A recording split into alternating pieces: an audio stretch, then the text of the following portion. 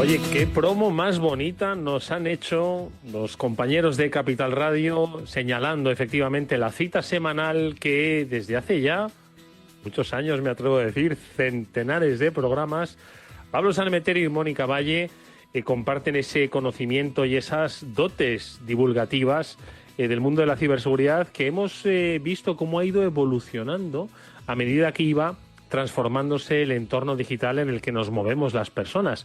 Si os soy sincero, hay algo que no ha cambiado y es ese estado de vulnerabilidad que tenemos las personas en estos entornos digitales. Y lo digo porque estaba intentando hacer memoria de cuáles fueron los primeros programas y no me acuerdo cuál fue el primer programa, la verdad. Pero sí que me acuerdo que de esos primeros programas estuvo con nosotros Angelucho. Fue cuando Pablo y Mónica me presentaron a una persona excepcional que nos está escuchando porque las ondas llegan muy lejos y muy arriba. Y entonces con él hablábamos de la iniciativa, ya por supuesto que llevaba desarrollando desde hacía muchos años, de hacer una red mucho más segura, ¿no?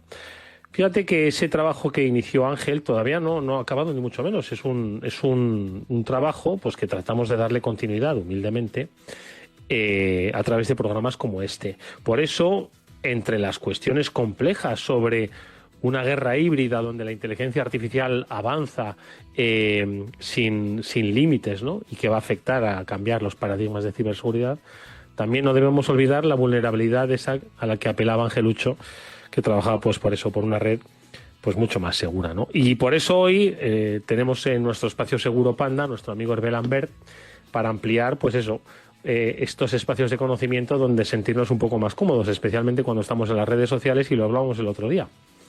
Este impulso de compra que nos llega cuando en un tweet, en un reel o en una story, me va a costar aprenderme la cantidad de formatos que hay, pues nos llega una oferta de compra que va a jugar con nuestra emocionalidad. Si no pinchas, no te la llevas. Mónica Valle, muy buenas tardes, ¿cómo estás?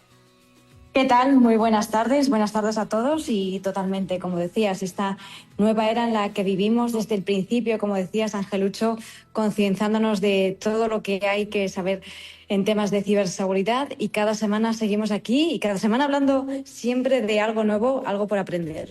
Algo por aprender que, como digo, está pues por un lado al alcance de nuestra mano, más bien en el móvil, más bien en el smartphone, ¿no? Donde es el sitio donde hacemos scroll, ¿no? Infinito, ¿no? En todas esas redes sociales, pero también está en unos niveles donde a veces se nos escapan a los ciudadanos y ya son más cosa de estados, ¿no?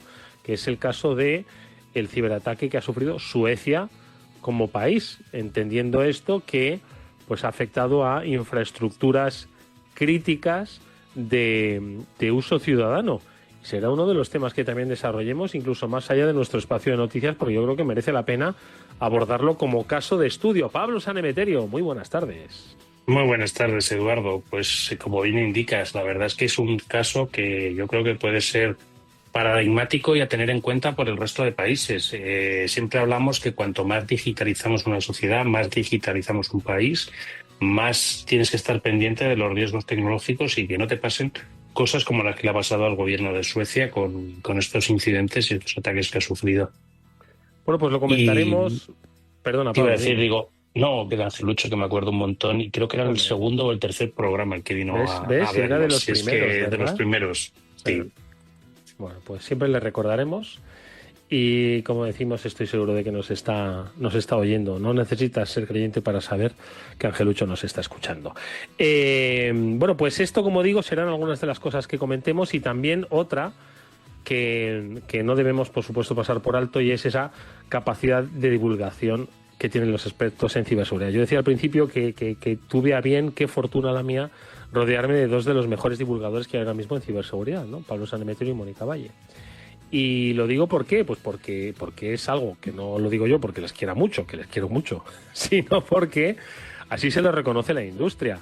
A este programa se lo han reconocido en más de una ocasión, pero también de manera individual esa labor que hacen, no solo a través de este programa, sino en formaciones, cursos, estar siempre allí, pues es lo que le ha llevado a ISACA, que es una de las instituciones de referencia en el mundo de la ciberseguridad de carácter internacional, ha querido reconocer a nuestro Pablo Sanemeterio pues como uno de los mejores divulgadores en materia de ciberseguridad, por lo que nuestra felicitación, Pablo, y nuestro aplauso.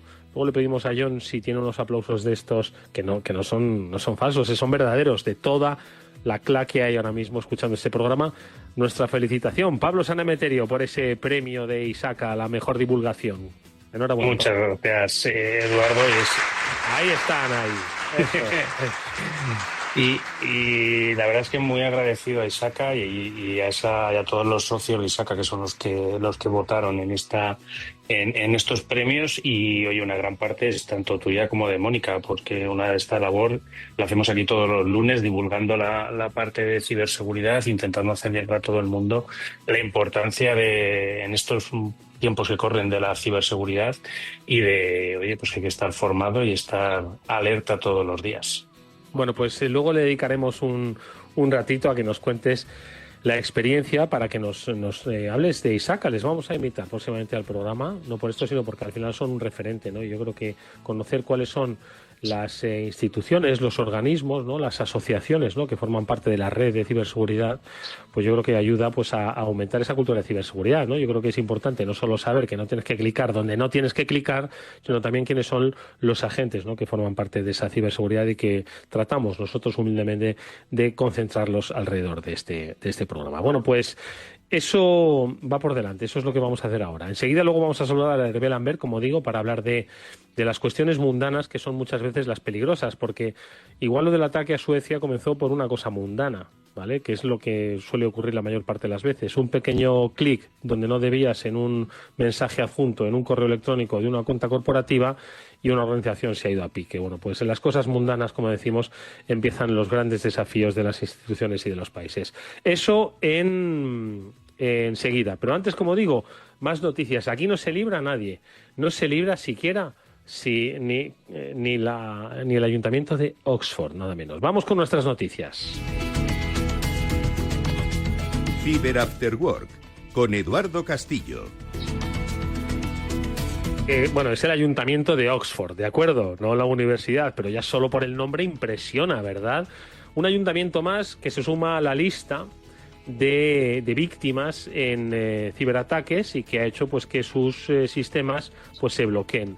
¿Esto es importante? Pues vosotros pensad cuál es la relación digital que tenéis con vuestro ayuntamiento y luego la propia operatividad porque ya no es lo que vosotros os relaciones con vuestro ayuntamiento. Sé que pagáis multas, pero ya no se trata solo de eso, sino de la propia operatividad de servidores públicos que están en una red que dan servicio a muchas otras cosas, no solo para el pago de multas. Es el primero que se me ha ocurrido, pero bueno, es noticia de impacto, obviamente. Lo publicáis, Mónica, en BitLife Media.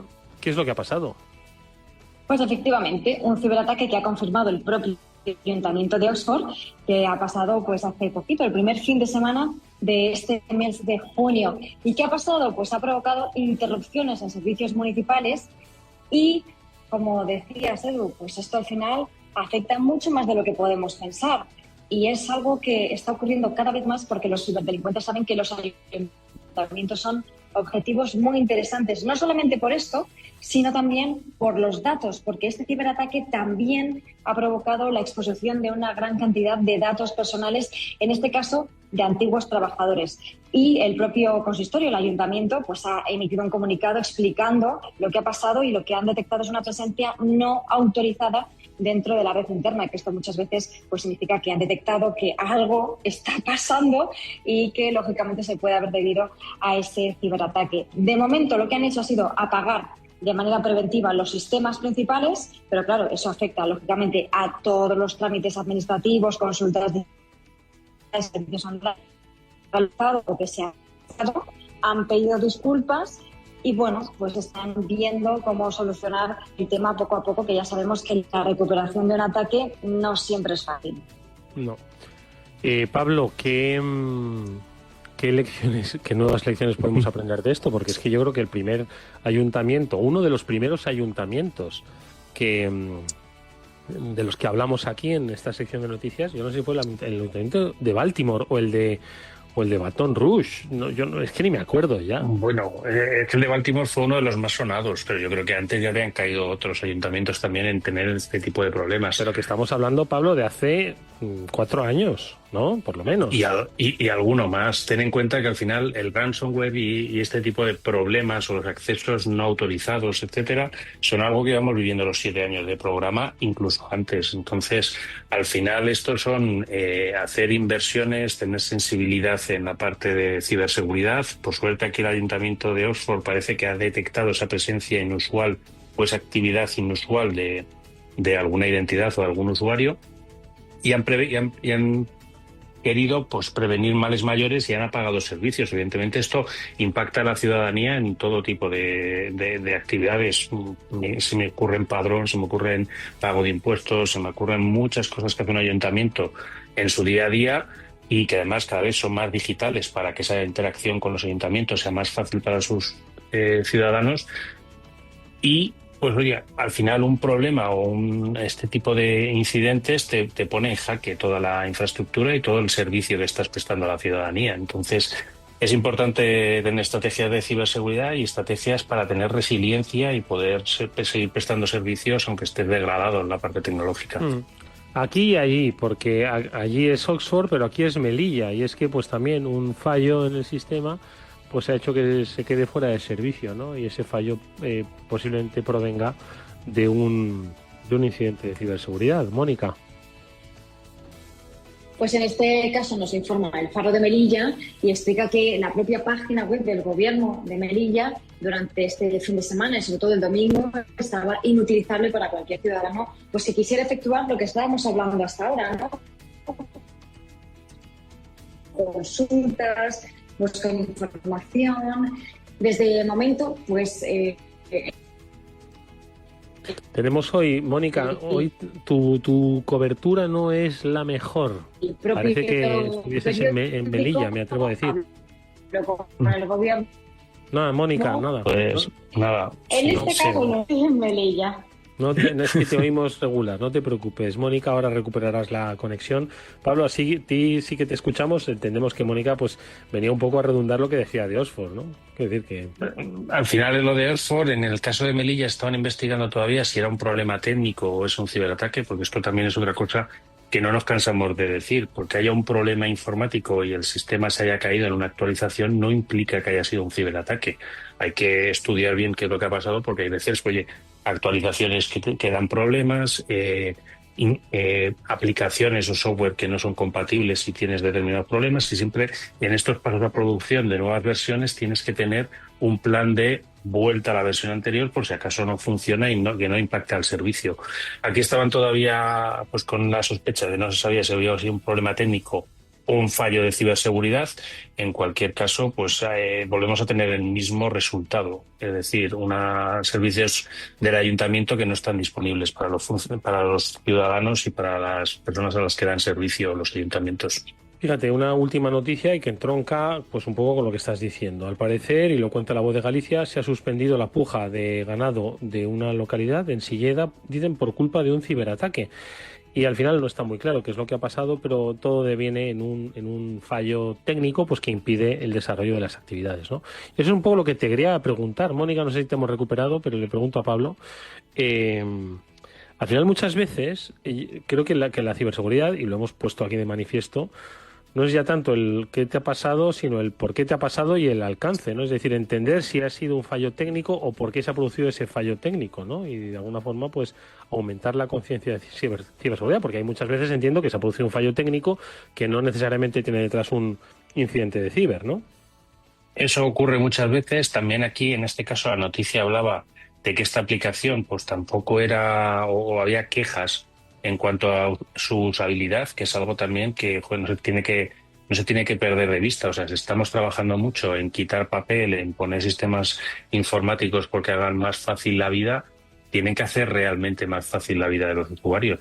Si al final, por algún desarrollo que no ha tenido, da demasiados pasos, pues algo que no es útil para los usuarios, pues vas a tener quejas, vas a tener problemas. En este caso, pues parece ser que había problemas tecnológicos con esta aplicación y se ha suspendido toda la parte de pujas. O sea, tú fíjate que afectas al sector primario y estás Sí, a afectando todos. a todos los puntos de la cadena de suministro. Como no tengas cuidado con la tecnología, pues acabamos pagándolo todos. Mónica, estás por ahí, ¿verdad? Espero que sí, espero que ya haya recuperado bien la cobertura. Y como bien estaba explicando Pablo, es que al final esto es un ejemplo más, ¿no?, de que estamos todos conectados, cada vez conectando más servicios, conectando más procesos, ¿no?, como este, ¿no?, que puede resultar curioso, pero que al final es un ejemplo más, una demostración de que la ciberseguridad tiene que estar en todas partes y al final pues tenemos que ser conscientes de que hay que implementar esas medidas tanto de prevención como de detección, como de recuperación, que en este caso pues hay que recuperarlo también.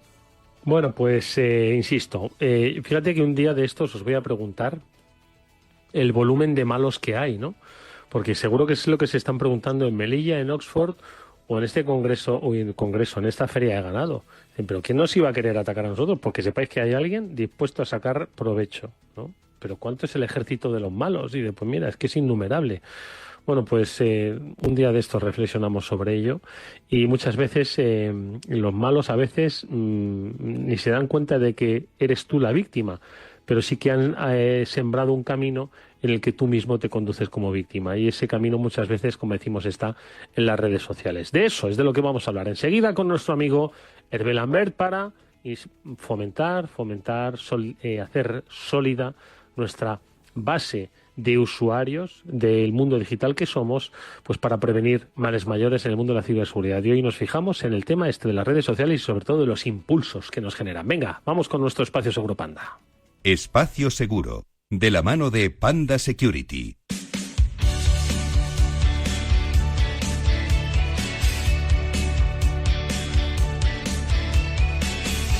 Y nos vamos hoy, si os parece, Pablo, Mónica, Hervé, buenas tardes. Nos vamos a hablar de las redes sociales como el nuevo centro de compras, de pasiones, de emociones y también de fraude. Lo comentábamos en estas píldoras de Panda que tenemos cada semana y nos gustó tanto pues que quisimos darle un poquito de amplitud, porque es que esto forma parte un poco de nuestro día a día, de los nuevos hábitos de consumo. Esto hace un año igual no teníamos esta conversación con Hervé. Bueno, pues hoy ya la tenemos para que veáis que en el mundo de la ciberseguridad se crean cosas nuevas y tenemos que ir haciendo un poco de didáctica. Hervé Lambert, ¿cómo estás? Buenas tardes. Muy buenas tardes a todos.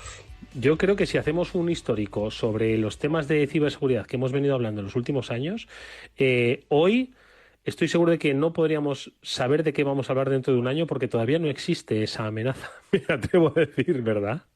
Pues es muy probable. O reiteramos un sinfín de amenazas que también se vuelven a ver o a visualizar o evidentemente a hacer el mal. O vamos a ver cosas completamente nuevas y novedosas que van a venir pues acompañando nuevas tecnologías, nuevos hábitos de consumo y nuevos hábitos también de interactuación con la gente. Bueno, pues hoy nos queríamos fijar precisamente en dos aspectos que por sí mismos pues tenían su grado de amenaza, que era el de las redes sociales, que tenía sus particularidades, y por otro lado el mundo del e-commerce, ¿no?, que también tenía las suyas. Bueno, pues hoy estos dos mundos se han fusionado y suponen, ni mucho menos, siempre una amenaza, pero sí que tiene sus riesgos y está bien que alertemos de ellos, porque yo creo, Hervé, que si pasamos tiempo en Internet, vamos a decirlo así, la mitad del tiempo lo hacemos en redes sociales y la otra mitad la hacemos comprando. Bueno, quizás dejo un tercio para el entretenimiento, ¿vale? Pero tercio y tercio.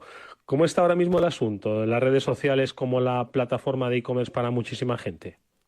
Primero, la evolución del e-commerce en las redes sociales o la evolución de los movimientos de cara al comercio electrónico, pues ha habido un impacto, una revolución enorme a través de las redes sociales. Las redes han transformado absolutamente todo el panorama del comercio electrónico, tanto en cuanto a cómo planteamos esas acciones de venta, es decir, fabricantes, cómo nosotros nos desplegamos o desplegamos nuestros elementos de marketing a través de las redes sociales, como los usuarios también pues utilizan las redes sociales para poder plantear o entender un poquito más lo que se les ofrece.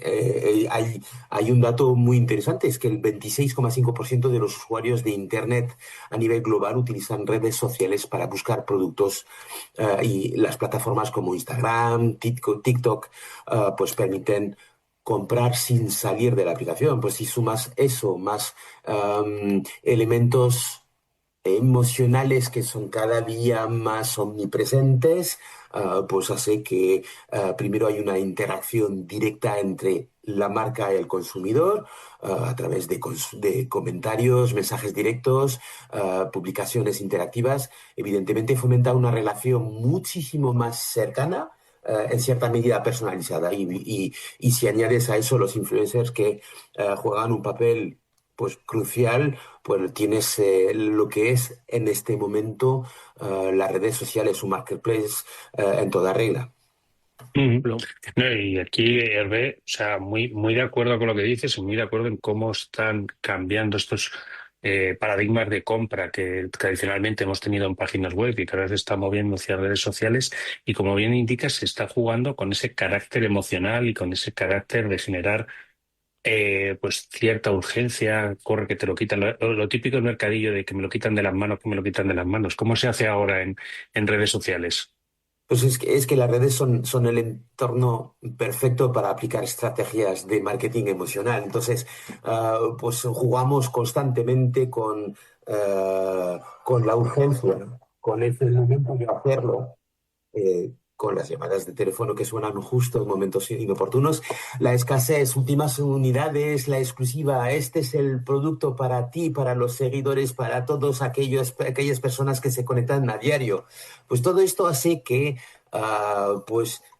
las compañías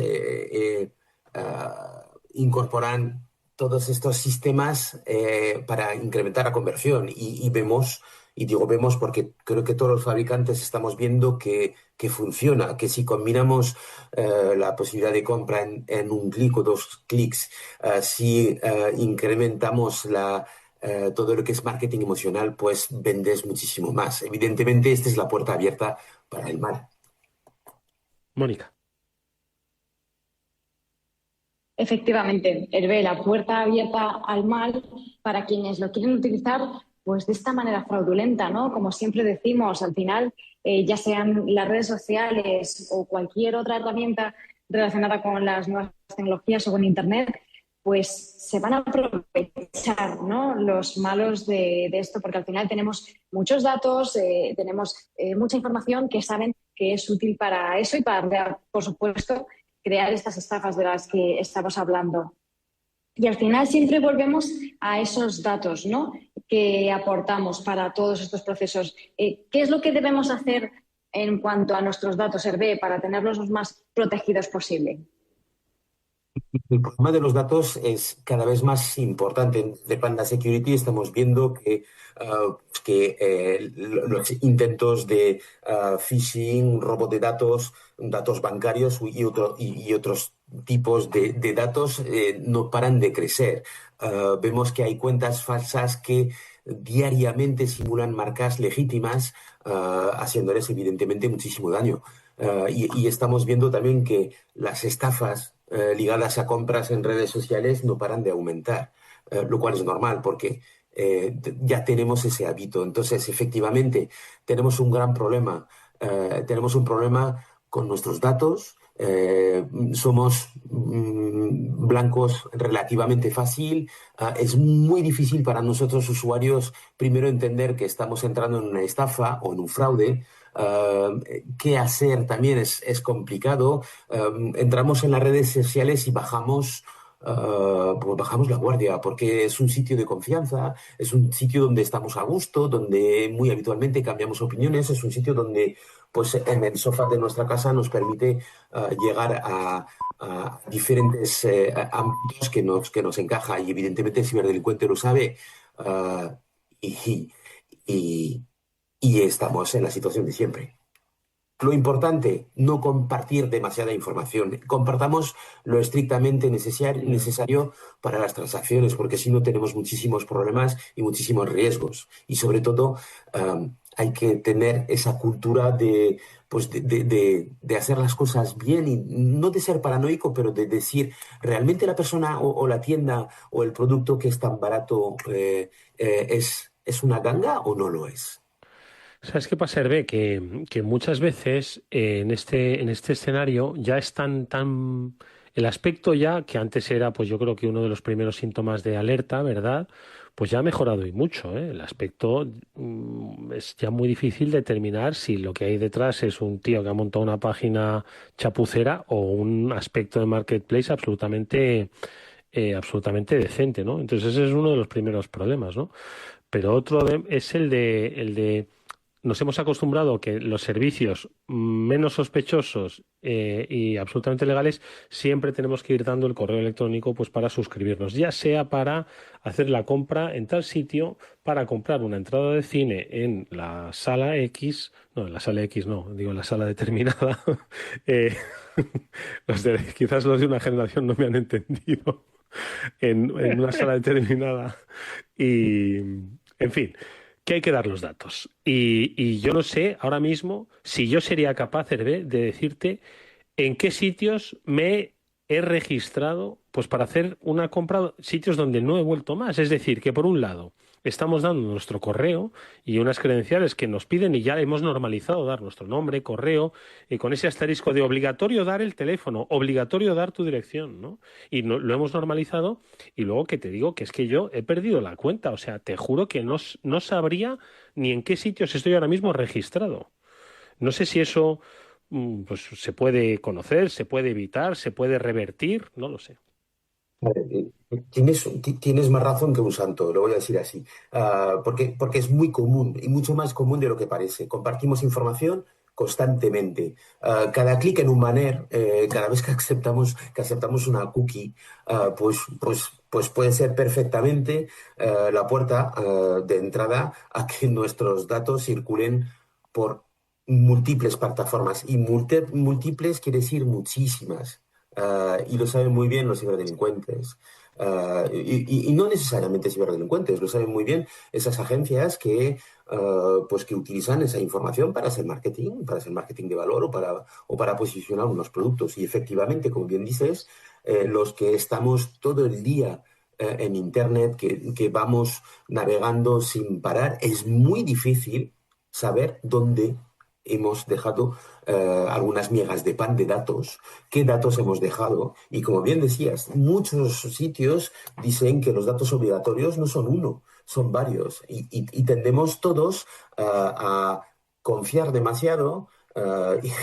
Y ese es un problema porque al final, pues nuestra huella digital está multiplicada por miles de sitios donde hemos dejado pues unos cachitos de información. Y eso es otro problema porque el ciberdelito, el ciberdelincuente sabe perfectamente que utilizando herramientas y utilizando una tecnología puede acceder a diferentes grupos de información aquí, allá y en otros sitios. Y efectivamente estamos viendo que las tecnologías de hoy permiten pues que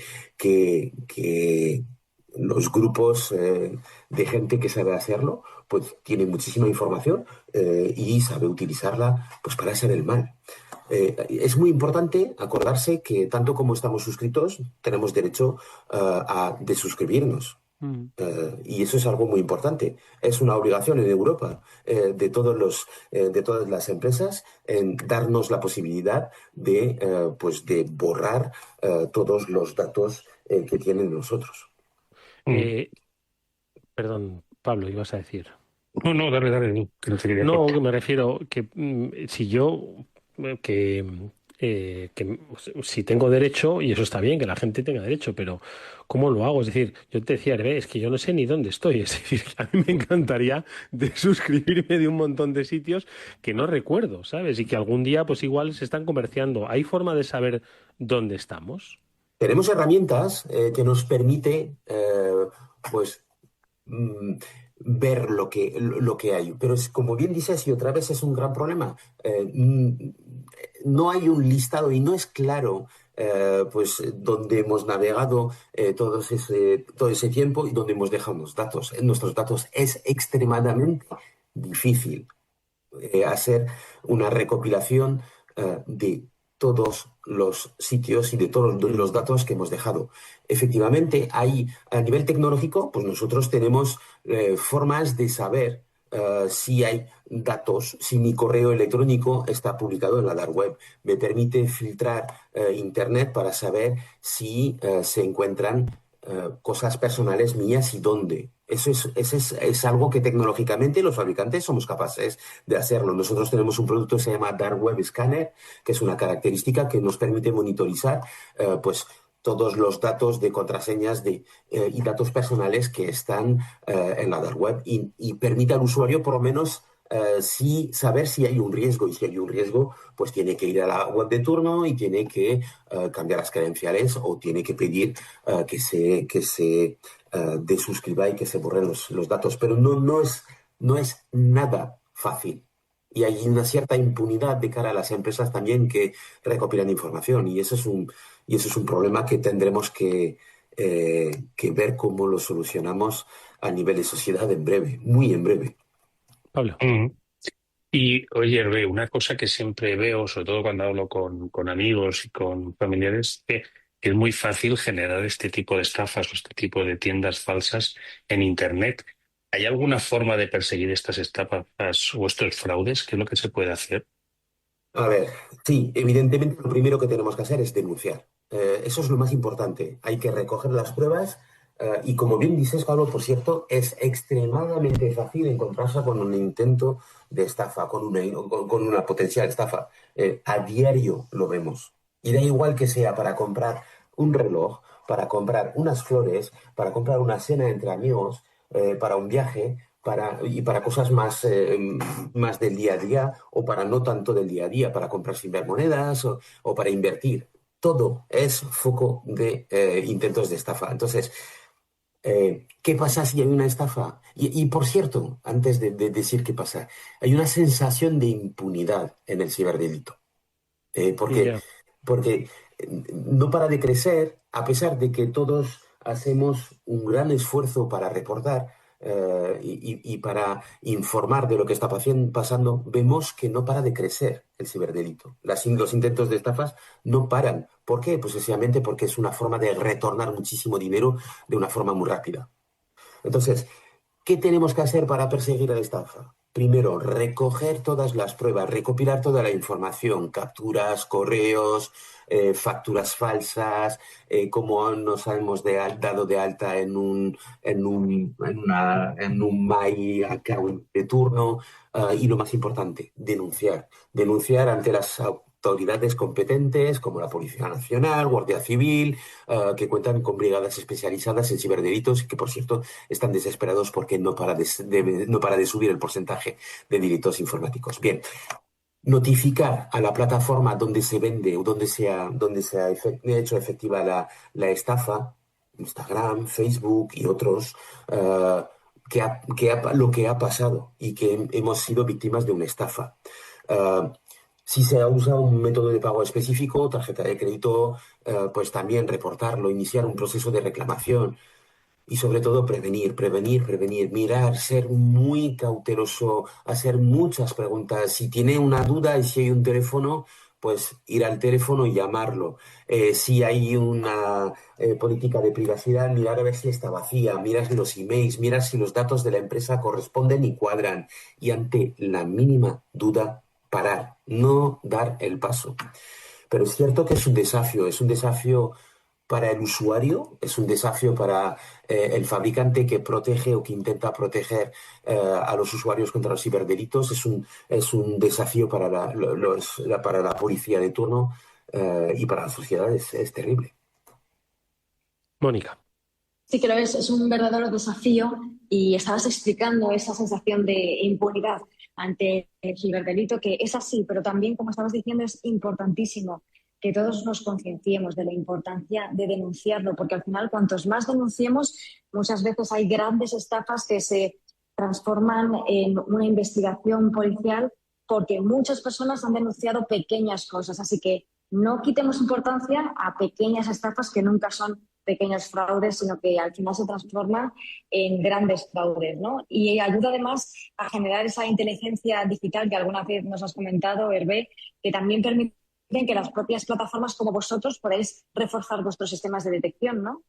Sí, sí, correcto, efectivamente. Eso es un dato muy importante. Utilizamos tanto para hacer casi las mismas tecnologías, o por lo menos los mismos soportes tecnológicos, para hacer el bien y para hacer el mal. El hecho de denunciar pues ayuda a generar pues mejoras en la inteligencia artificial, en las tecnologías que nos permiten a nosotros buscar estafas, en los sistemas de detección, en los sistemas de protección. Todo eso para que otros usuarios no caigan en la misma trampa. Por cierto, siempre hay que reportarlo, siempre hay que decir, siempre hay que avisar. No cuesta nada poner un mensaje en las redes sociales: oye, que he sido víctima de un fraude o de un intento de fraude, no vayáis a la página web, bla, bla, bla, bla, bla, bla. No cuesta nada. Y luego, pues evidentemente, tenemos dos cosas que son súper importantes, que es, primero, la educación digital. Entender lo que es la huella digital, entender cómo funciona y cómo evoluciona este mundo tan maravilloso que es ese mundo tecnológico donde todo está conectado. Pero luego, eso es la primera pata. Y la segunda pata es que tenemos herramientas de protección, navegación segura, Dark Web Scanner, un antivirus al uso, que nos permiten evitar problemas pequeños o muy grandes. Y sobre todo lo que tenemos que hacer es no normalizar, como bien has dicho, el ciberdelito como algo. No pasa nada porque era un pequeño importe. No, sí pasa, por supuesto que sí, sí pasa. Fíjate, pues cierro y te despido, Hervé, con una reflexión que en realidad, bueno, no es que sea ni mucho menos polémica, pero yo creo que, por supuesto, los usuarios podemos hacer un poco más por evitar ser víctimas de fraude. No será ya por una cuestión de cultura de ciberseguridad, sino porque es que hay herramientas que están al alcance de cualquiera y que te protegen. Y sabes que hay delitos, sabes que hay ciberestafas, sabes que hay cada vez un mundo más complejo y aún así seguimos siendo bastante pasivos en cuanto a la securización de nuestro propio comportamiento digital. Por lo tanto, yo creo que no está de más un tirón de orejas. Y verdad, Pablo, que cuando te llegue alguien, joder, es que me han estado. Pues oye, no será por las veces, ya no que lo hemos dicho en este programa, sino porque ya sí hay una conciencia global de ciberseguridad en muchos entornos, y que no te haya llegado es porque igual no estabas haciendo caso o no te interesaba. Pero bueno, eso lo dejamos para otro espacio seguro con Panda, al que le invitaremos a Hervé Lambert a que reflexione con nosotros. Hervé, como siempre, gracias, amigo. Cuídate mucho. Muchas gracias. Un fuerte abrazo. Adiós. Otro. Escuchas Cyber After Work con Eduardo Castillo.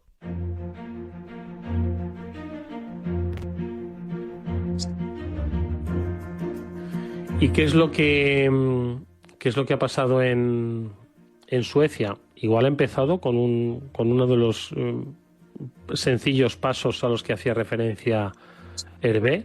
Supongo que tendrán que hacer un análisis forense sobre lo que ha ocurrido, pero lo que está claro es que es un ciberataque pues poco menos que a escala de país. Mónica, lo publicáis en BitLife Media. Y no ha sido de un solo golpe, no ha sido un gran apagón, sino ha sido una sucesión de ciberataques. ¿Qué es lo que ha pasado exactamente? Y yo recomiendo que se preste mucha atención, porque nos dirigimos hacia un mundo cada vez más complejo. Si atendemos a las noticias que saltan en directo de última hora, pues tenemos que Irán ha atacado bases estadounidenses en el Golfo, concretamente bases que tiene Estados Unidos en Doha o bases que tiene en Irak. De momento esto es una guerra como tal en el terreno físico, pero vamos, estoy seguro de que va acompañada de un terreno de ciberinteligencia y de un terreno de guerra cibernética. Por eso, cualquier cosa que hagamos va a ser crucial a escala país. Mónica, Suecia es el protagonista de este último análisis que hacemos en el programa. ¿Qué es lo que ha pasado exactamente?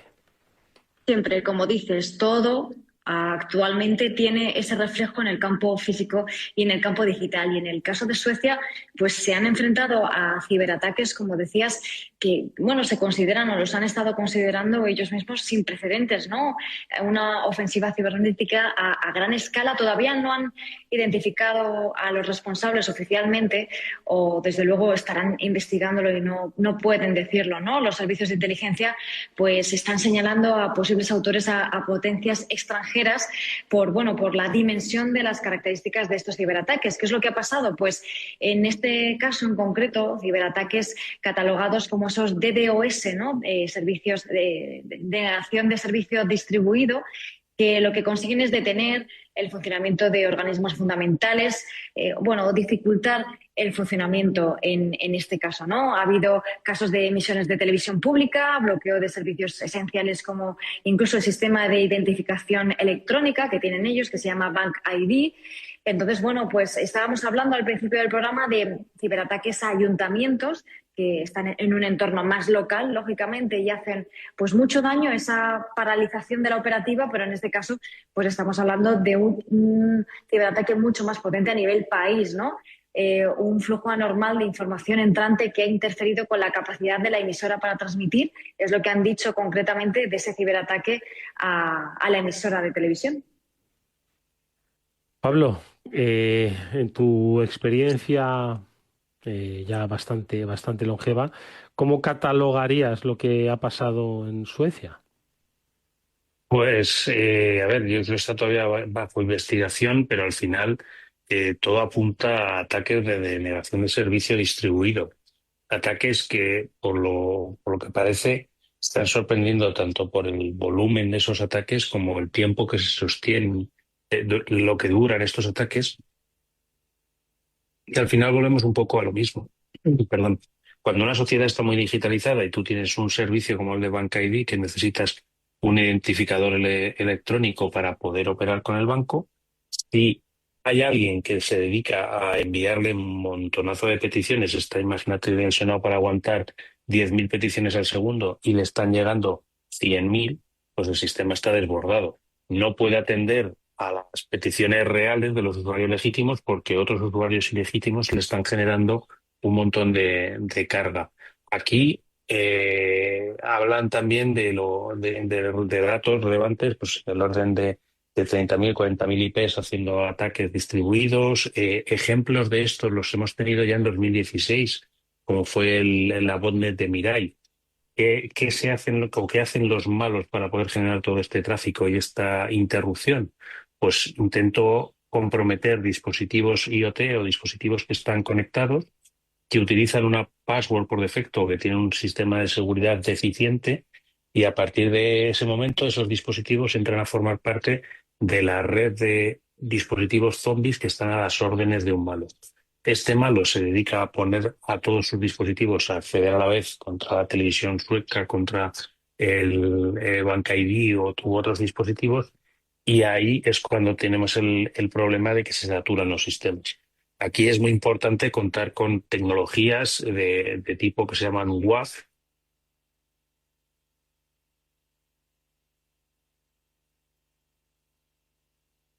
que se han centrado mucho en los puertos típicos de web, ¿vale? En los servicios típicos web.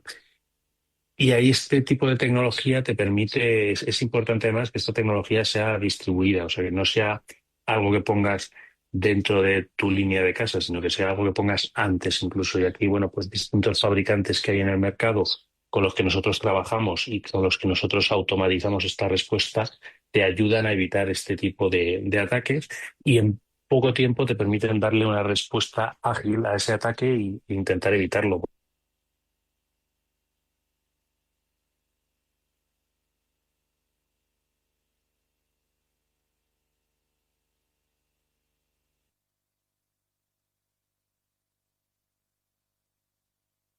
Es que vengan de Suecia.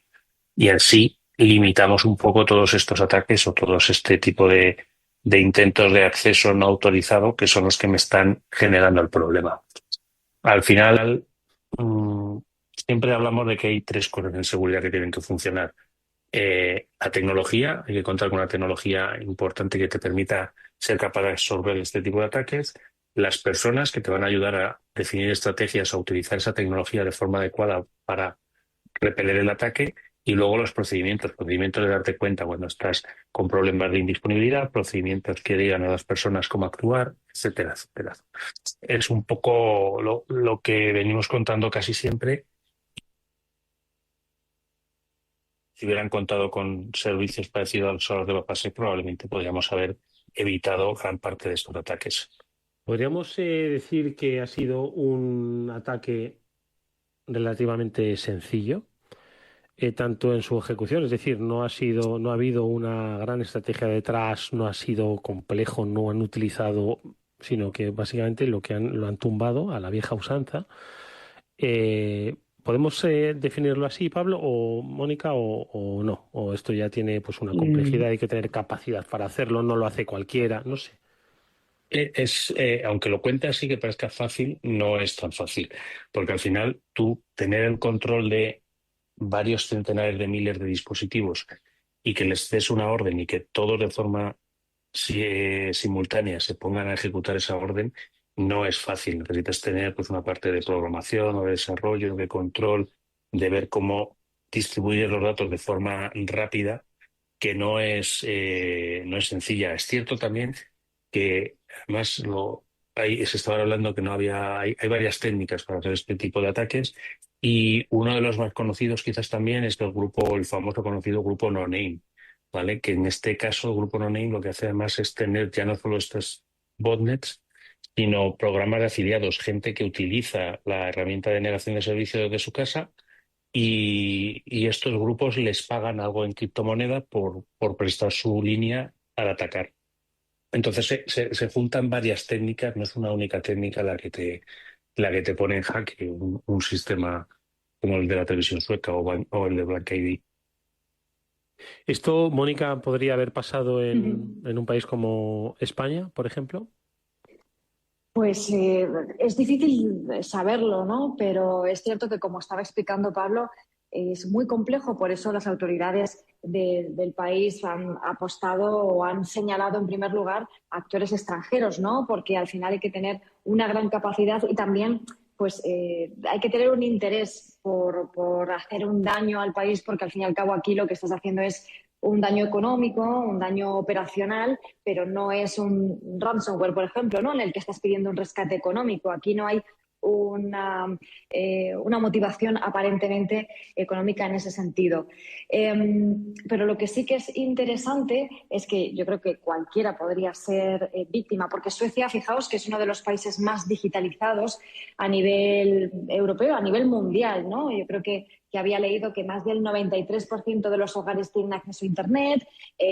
La vida cotidiana depende mucho de los servicios digitales. Estábamos hablando de ese Bank ID, que es un sistema pues, que permite a los ciudadanos hacer todo tipo de servicios digitales, algo que también tenemos en España, ¿no? En España tenemos muchos servicios que nos permiten interactuar con la administración pública, pues el certificado digital, ahora tenemos el DNI digital.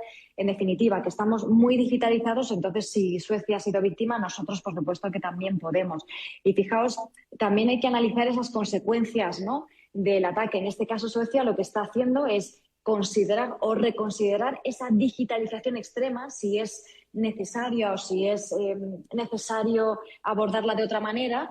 E incluso están pensando si la estrategia que tenían de eliminar el dinero en efectivo, que lo estaban eliminando progresivamente, un plan que venía desarrollándose desde hace años, deberían echarse hacia atrás y volver a introducir o reintroducir dinero en efectivo precisamente para este tipo de casos. No sé qué opináis precisamente de esto. Pablo.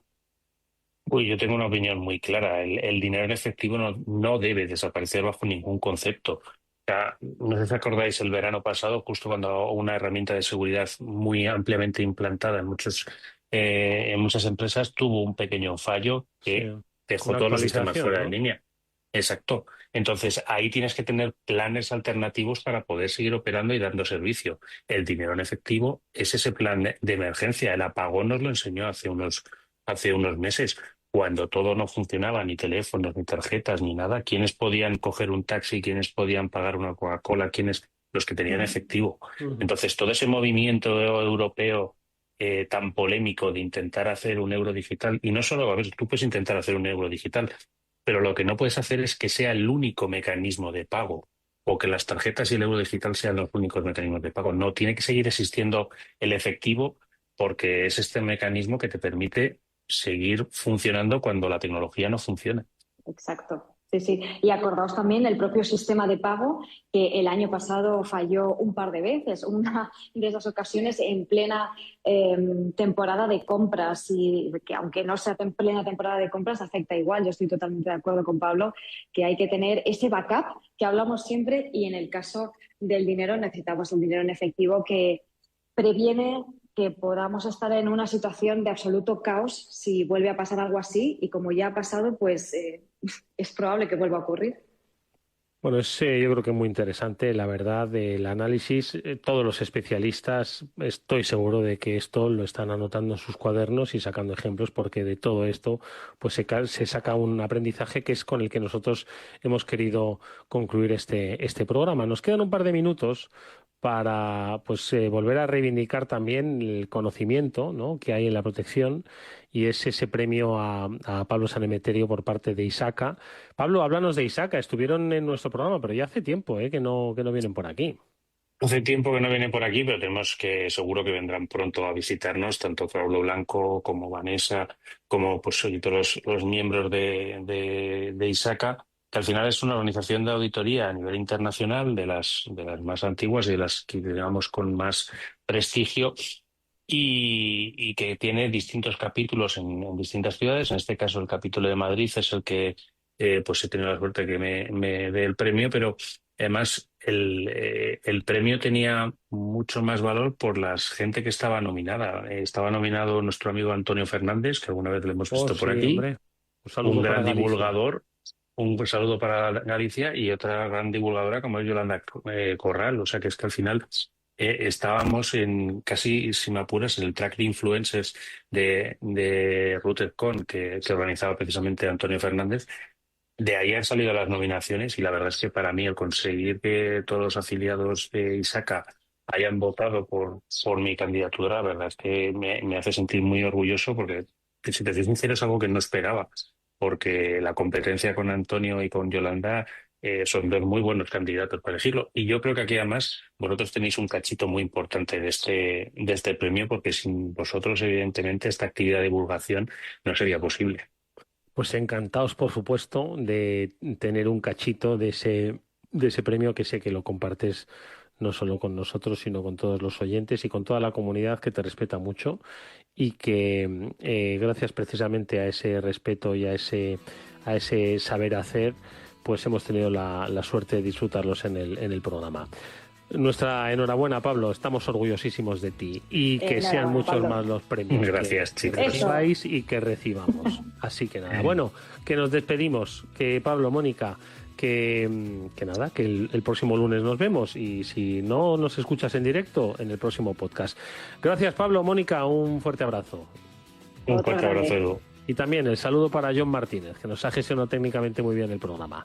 Nos vemos mañana, amigos. Hasta entonces.